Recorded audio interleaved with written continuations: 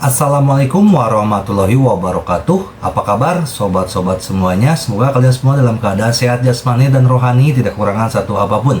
Amin ya robbal alamin.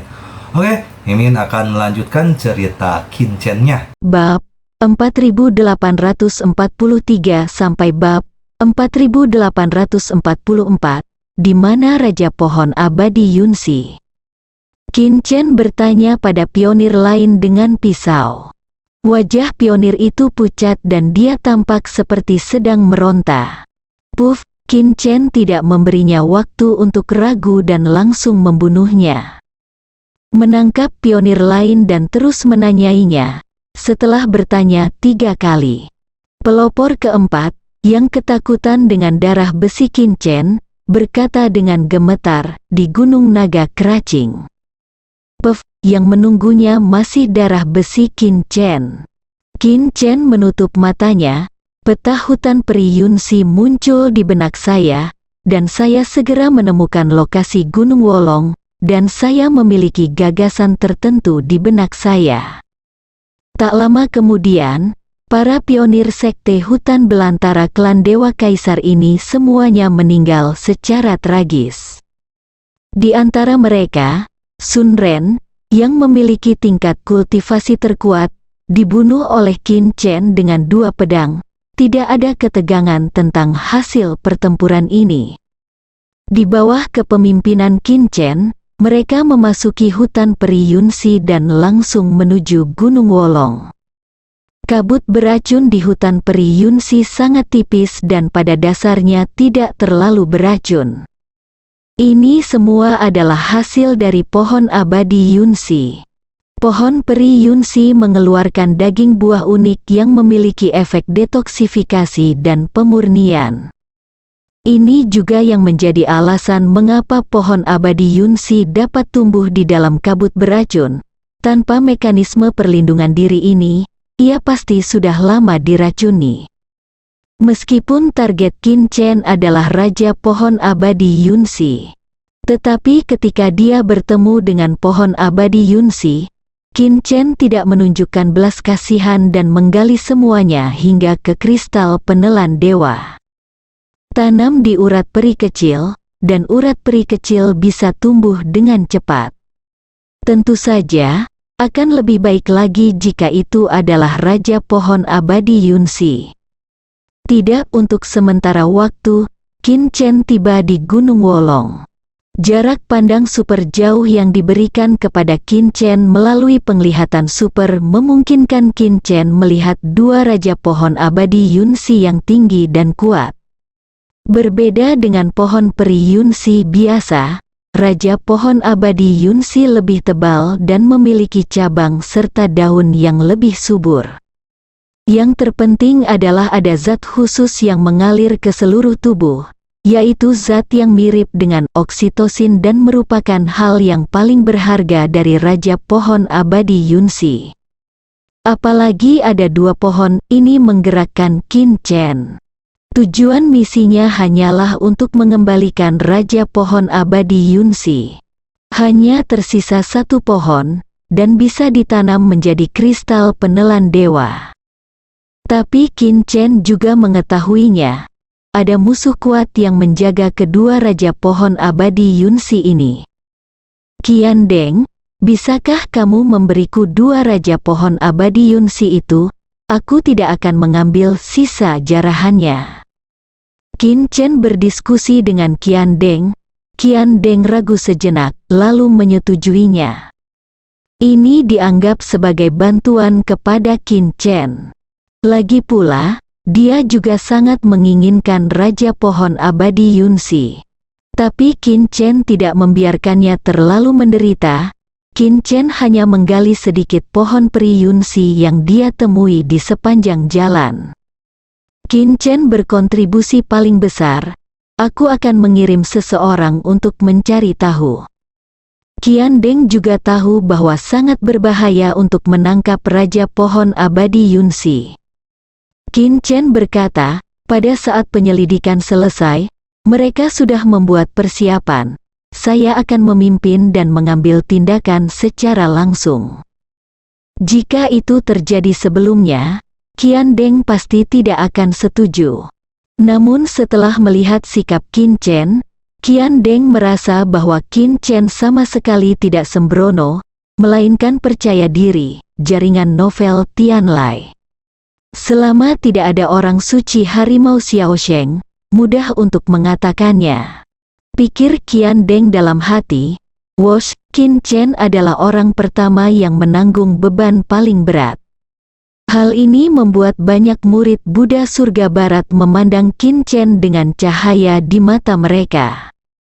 Donor Qin sangat berani. Orang yang bertanggung jawab menjaga dua raja pohon abadi Yunxi adalah Gong Xixin, pionir senior dari suku kelima Huangmen dari klan Dewa Kaisar. Seperti yang diharapkan Qin Chen, dia telah menemukan Qin Chen dan lainnya. Bersiap untuk menyelidiki, namun di luar dugaan, Qin Chen datang untuk membunuhnya secara langsung. Berani membunuh secara langsung, saya khawatir ia memiliki kekuatan.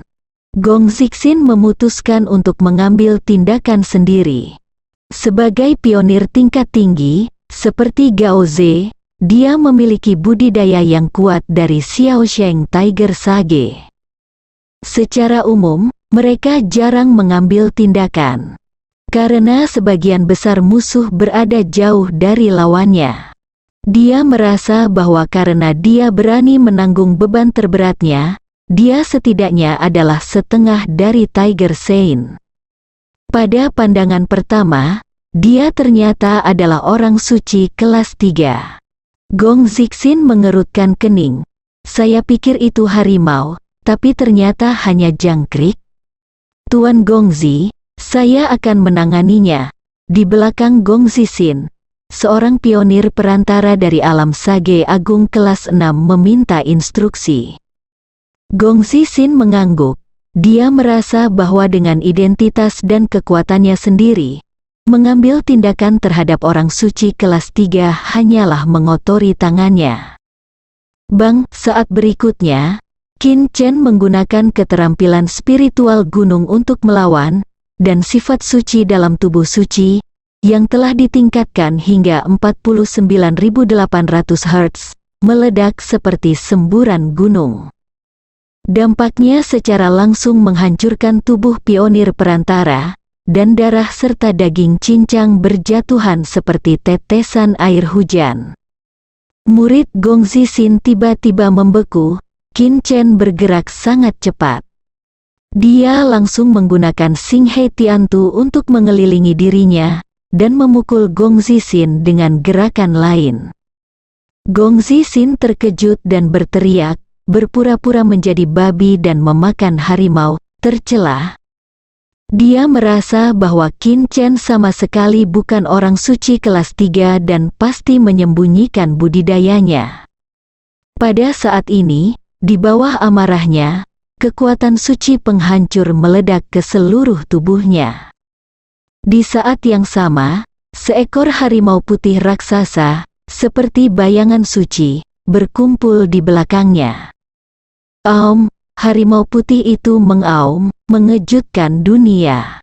Ini adalah fase harimau Tiger Sein yang kuat memiliki dua fondasi utama. Yang pertama adalah bab sumber kedua, dan yang kedua adalah fase harimau. Ada perbedaan besar dalam penampilan harimau dari petapa harimau kecil, petapa harimau daceng, dan petapa harimau puncak. Aspek harimau dari Gong Xixin adalah aspek harimau baiksuan dari Xiaosheng Tiger Sage. Meski hanya berpenampilan mirip harimau biasa, ia tetap memiliki kekuatan yang luar biasa. Pada saat ini, dia melihat ke atas ke langit dan meraung, menyebabkan ekspresi Qian Deng berubah karena terkejut. Aku sangat takut pada sesuatu. Memang ada seekor harimau bijak kecil di sana. Meskipun Qian Deng sudah menjadi Tiger Sein setengah langkah teratas, dia tidak memiliki kepercayaan diri untuk menghadapi Tiger Sein Junior. Perbedaan antara keempat alam suci harimau sangatlah besar. Bahkan seorang jenius seperti dia tidak akan dapat diatasi. Terlebih lagi, Gong Zixin sebenarnya langsung menggunakan Bai Xuanhu Xiang. Fase harimau ini bukan pertama kalinya Qin Chen menghadapi fase harimau. Gao Ze menggunakannya saat dia membunuh Gao Ze terakhir kali. Namun, Qin Chen masih bisa merasakan penampakan harimau yang menakutkan. Sepertinya tingkat kekuatan lain sedang memancar, dan itu luar biasa. Domba Qin Chen memanggil binatang perang bertanduk 4 itu. Binatang perang bersudut 4 yang biasanya perkasa sekarang terlihat sedikit lemah dengan latar belakang penampakan harimau hitam putih. Hal ini membuat Xiao yang sedikit tidak yakin, dan berteriak kepada Perdana Menteri Bai Xuanhu 2 kali. Kematian Gong Zixin sangat kejam. Sejak dia menggunakan penampilan Bai Xuanhu, itu berarti Qin Chen pasti mati. Suster Suzaku, anak domba itu memanggil dengan keras. Suzaku Lanyan, yang telah mencapai level bintang kedua, tampil sangat menyelamatkan muka dan dipadukan dengan lem. Saat ini, Bai Xuanhu berada 1 langkah lagi dari Xiao Yang. Domba kecil itu tidak lagi membutuhkan perintah Qin Chen. 13 pola bintang di tubuhnya tidak ada bandingannya, dan pipinya melotot seperti katak. Suzaku meledak dengan bantuan Xiao Yang. Suzaku Blue Flame yang sangat menakutkan menjadi destruktif, dan bergegas menuju fase macan hitam putih dengan ledakan yang sangat mengerikan. Tidak ada gunanya, semuanya sia-sia, Gong Zixin mencibir. Tapi saat berikutnya, cibirannya benar-benar membeku di wajahnya. Boom, Bai Xuanhu Xiang terkena dampak ledakan api Suzaku dan hanya bisa menahan nafas sebelum hancur berkeping-keping. Ini tidak mungkin, teriak Gong Zixin. Qian Deng juga gemetar hebat, dengan ketakutan yang luar biasa di wajahnya. Fase harimau benar-benar hancur, bukan itu saja. Api biru Suzaku meledak sepenuhnya, menyerang tubuh Gong Zixin. Ledakan ekstrim pada saat itu begitu mengerikan sehingga Gong Zixin terkena pukulan keras, darah muncrat dari mulutnya, dan dia terbang ke bawah. Semua pionir gurun pasir dari klan Dewa Kaisar tercengang. Bagaimana ini bisa terjadi? Ini adalah Tuan Gong Zixin. Pelopor tingkat tinggi, Tiger Saint kecil-kecilan. Bagus sekali, Qin Chen memuji Xiao Yang dan Suzaku Lanyan dengan keras. Kombinasi keduanya menjadi semakin diam-diam. Aku tidak boleh lemah lagi, dengan keras. Qin Chen mengangkat pedang iblis yang haus darah, dengan 933 kata suci yang berasal dari alam terbang di sekitar tubuhnya. Pembantaian alami teknik baru yang diciptakan sendiri ini membawa hampir 2000 helai niat seperti pedang surgawi, niat membunuh yang mencengangkan, sifat yang menakutkan, dan pembantaian yang gila-gilaan. Boom, Gong Zixin terkena pisau daging, dan darah muncrat seolah-olah gratis. Semuanya ditelan dengan penuh semangat oleh pedang iblis yang haus darah. Darah suci Xiao Sheng Tiger Saint rasanya enak. Gong Zixin terluka parah, otaknya benar-benar kosong dan bingung. Apakah saya sedang bermimpi? Bahkan mimpinya pun tidak terlalu keterlaluan. Orang suci kelas 3, Gong Zixin kehilangan kemampuan berpikirnya. Melihat Qin Chen datang untuk membunuh lagi, Gong Zixin menjadi tegang dan segera berteriak, hancurkan Raja Pohon Abadi Yunxi. Jika Anda tidak dapat mempertahankannya, hancurkan. Tersesat, kekuatan jiwa Qin Chen menyebar seperti air pasang, menyapu semua pengembang lahan yang mencoba mendekati Raja Pohon Abadi Yunxi. Pada saat ini, Qian Deng dan murid Buddha Barat lainnya juga bergabung dalam pertempuran tersebut. Setelah beberapa putaran, Qin Chen membunuh Adipati Zixin. Sesuai keinginannya, dia menggali kedua raja pohon abadi Yunsi dan menanamnya untuk sementara di kristal penelan dewa. Dua pembuluh darah kecil abadi itu hanya melompat kegirangan. Mereka segera berkumpul di sekitar raja pohon abadi Yunsi, menghisap dengan ganas. Misi selesai, Qin Chen tersenyum, itu lebih mudah dari yang dia kira. Penjaga gunung, saya akhirnya melakukannya sendiri. Saat ini, Qin Chen tidak hanya berpikir, jika saya dapat membawa inti dari alam rahasia Yunsi kembali ke Gunung Buzu, apakah akan ada hadiah tambahan? Meskipun hutan peri Yunsi hanyalah alam rahasia biasa, inti dari alam rahasia tidak memiliki kemampuan untuk diperbarui.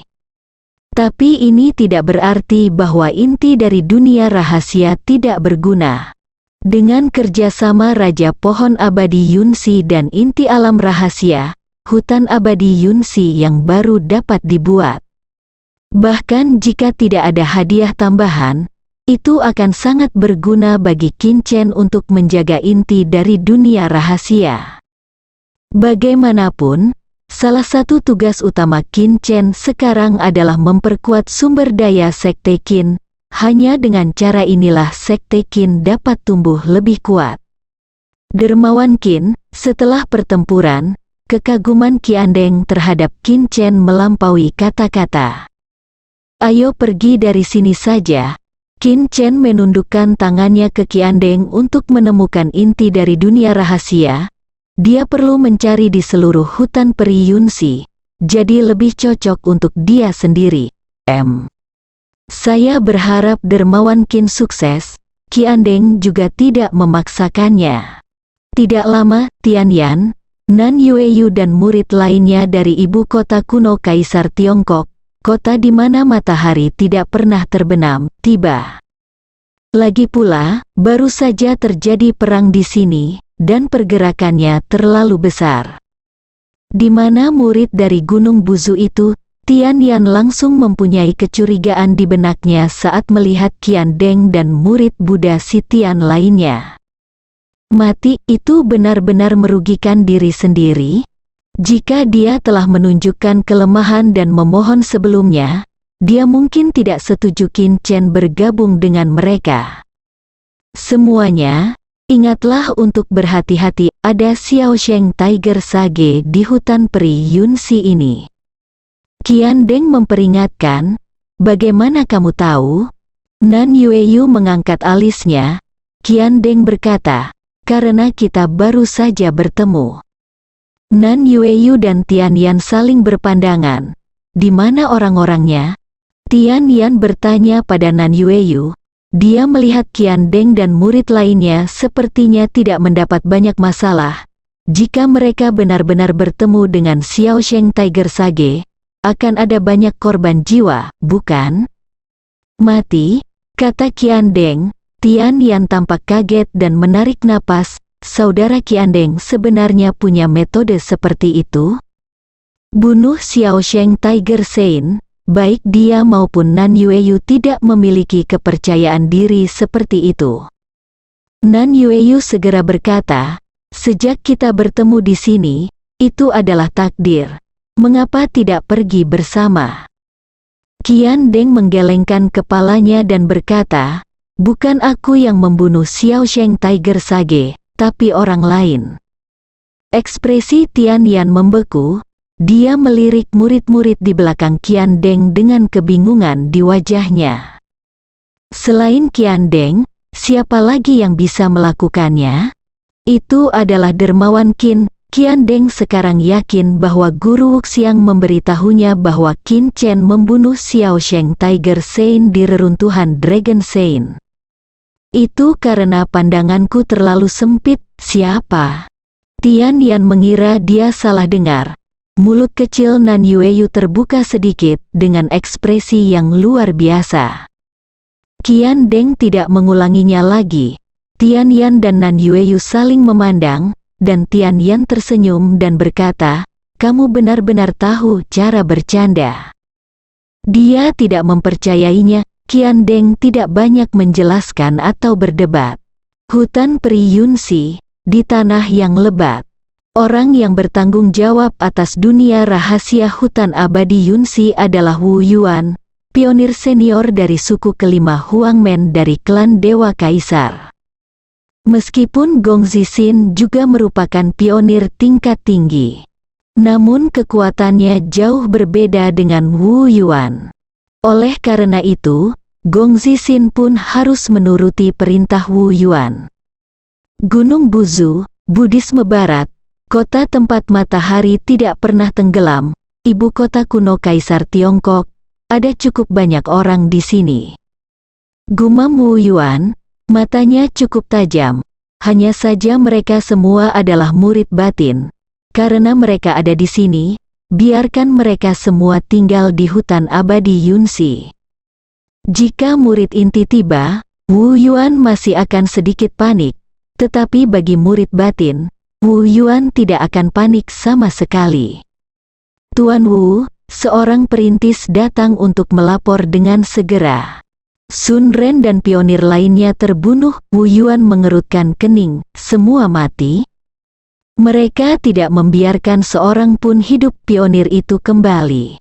Mata Wu Yuan tajam, dan dia segera berkata, biarkan Gong Zixin menemukan mereka, siapapun yang membunuh mereka, saya ingin mereka dikuburkan bersama mereka. Wajah pria reklamasi itu jelek. Tuan Gong Zixin juga terbunuh, dan 2 raja pohon peri Yunxi dirampok. Apa katamu? Ketika Wu Yuan mendengar bahwa Gong Zixin telah dibunuh, matanya hampir keluar dari kepalanya. Sun Ren terbunuh, dan Wu Yuan hampir tidak bisa menerimanya. Tetapi Gong Zixin adalah seorang suci harimau muda. Dapatkah murid-murid batin ini membunuhnya? Siapa yang membunuhnya? Wajah Wu Yuan menjadi pucat. Penyelidikannya belum jelas. Pengembang lahan tampak ngeri, terutama karena Qin Chen dan yang lainnya membunuh mereka terlalu bersih dan tidak meninggalkan petunjuk. Investigasi, pada saat kamu mengetahuinya, hari bunga lili akan menjadi dingin. Wu Yuan meraung. Ini adalah misinya untuk menjaga hutan abadi Yunxi. Akibatnya, Gong Zixin terbunuh, dan 2 raja pohon abadi Yunxi yang sangat berharga dirampok. Jika dia tidak bisa menebus kesalahannya, posisi perintis senior ini mungkin tidak lagi aman. Bersambung.